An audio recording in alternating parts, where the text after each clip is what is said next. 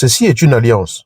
Bon, vous allez me dire que vous savez que c'est une alliance, mais vous allez me demander pourquoi est-ce que je vous montre cette alliance, et je vais vous le dire tout de suite. C'est une alliance, et l'alliance, à la forme d'un cercle. Elle n'est pas carrée, elle n'est pas triangulaire et tout. Elle a la forme d'un cercle, et c'est un cercle fermé.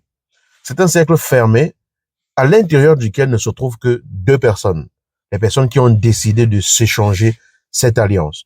Ce que j'aimerais que vous compreniez, c'est que votre relation de couple, l'engagement que vous prenez avec une personne et tout, crée un cercle dans lequel vous vous trouvez avec la personne.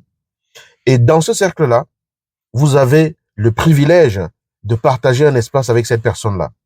Il n'y a que vous qui êtes capable de sortir du cercle et de ramener quelque chose à l'intérieur du cercle. Ce cercle représente la limite de ce que vous pouvez permettre qu'il arrive et qui entre dans votre relation. Ça veut dire quoi? Ça veut dire que là, lorsque vous êtes en relation avec une personne, il faut faire très attention à ce que vous permettez de traverser le cercle pour entrer.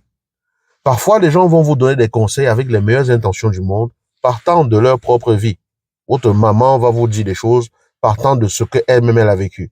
Votre tante va vous dire des choses partant de ce qu'elle-même elle a vécu. Votre sœur va vous dire des choses partant de ce qu'elle-même elle a vécu. Votre père, votre frère, votre tante, votre tonton, j'allais dire votre toncle, votre tonton, peu importe, ok?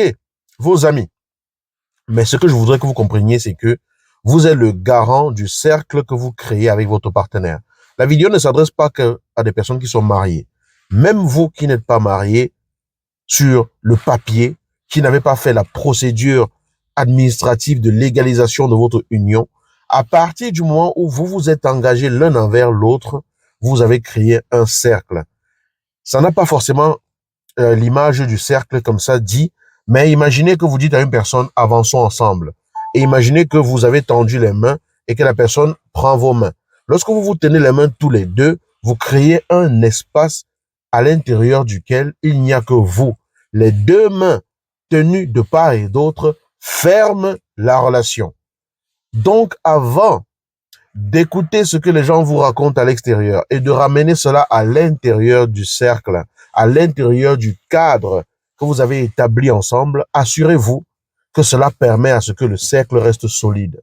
Assurez-vous que cela permet à ce que la vie à l'intérieur du cadre que vous avez solidement formé ensemble reste saine et reste viable.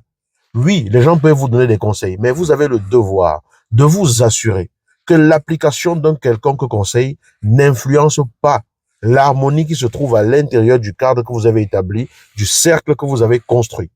Parce que si vous êtes un fils à papa, une fille à maman, un fils à maman ou une fille à papa, et que vous devez aller appliquer dans votre relation tout ce qu'on vous dit, parce que c'est pour l'honneur de vos parents, et que vous ne faites pas attention à vous assurer que ce qu'on vous partage correspond à la vision de la relation que vous voulez construire avec votre partenaire, vous allez détruire votre propre relation.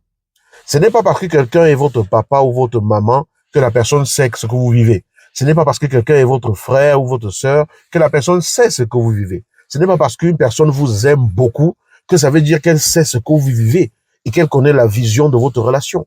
Quelle est la vision du couple que vous construisez avec votre partenaire? Chaque conseil que vous recevez est la bienvenue. Chaque attention particulière de l'extérieur pour vous aider à construire votre relation est la bienvenue. Mais vous avez le devoir d'être un véritable filtre, d'être un véritable analyseur, d'être un véritable scrutateur de ce qui vous est proposé avec les meilleures intentions et de décider par vous-même si cela nourrit votre cause ou pas. Est-ce que ça nourrit la cause de votre relation?